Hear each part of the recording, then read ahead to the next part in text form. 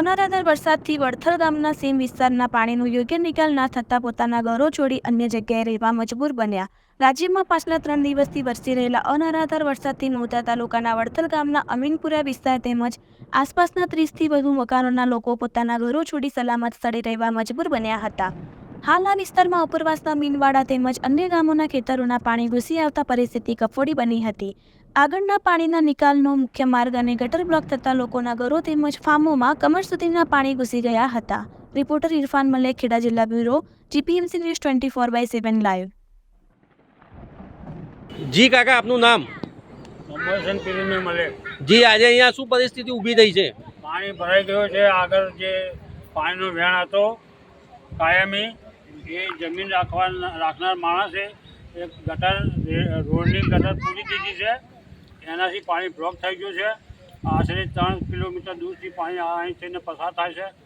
5 દિન સુધી એ ગટર તોડવા નથી દેતી, એટલે અમે તોડવા ગયા તો પછી પોલીસ મોકલી અને પોલીસે અમને અટકાવી દીધા.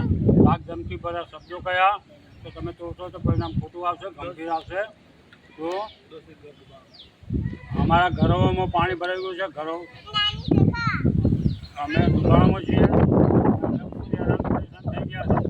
આસપાસમાં કેટલા ઘરોની વસ્તી છે કાકા? આસપાસમાં 25 ઘરોની વસ્તી છે. જી, એની આગળ બી 25 ઘરની વસ્તી છે. બધા હેરાન થઈ ગયા છે. જી બોલો, શું પરિસ્થિતિ છે તમારે અહીંયા? અમારા ઘરમાં પાણી ભરાઈ ગયું છે. બરાબર. કેટલું પાણી છે ઘરમાં? આ કમરસામાં કેટલા ઘરની વસ્તી છે આજુબાજુમાં? 25 ઘરની. શું નુકસાન થયું છે? આ બધું પલળી ગયું ને ઘરમાં બધું શું ના હોય? અનાજ બધું. હવે આ બે જણ એકદમથી તો ખાસ છે. બે જણ તો કઈ ખાવાનું બનાવવાનું હે? જી કાકા, આપનું નામ?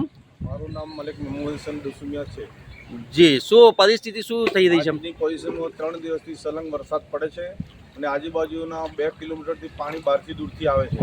આ જગ્યા જે વડથલ સ્ટેન્ડથી ભડિયાદ દરગાહ મુવાડા દરડુસા જવાનો મેઇન રસ્તો છે. પાણી કમર સમાન પાણી ભરાઈ ગયા છે. તેનાથી કોઈ જવા આવવાનો રસ્તો બંધ થઈ ગયો છે.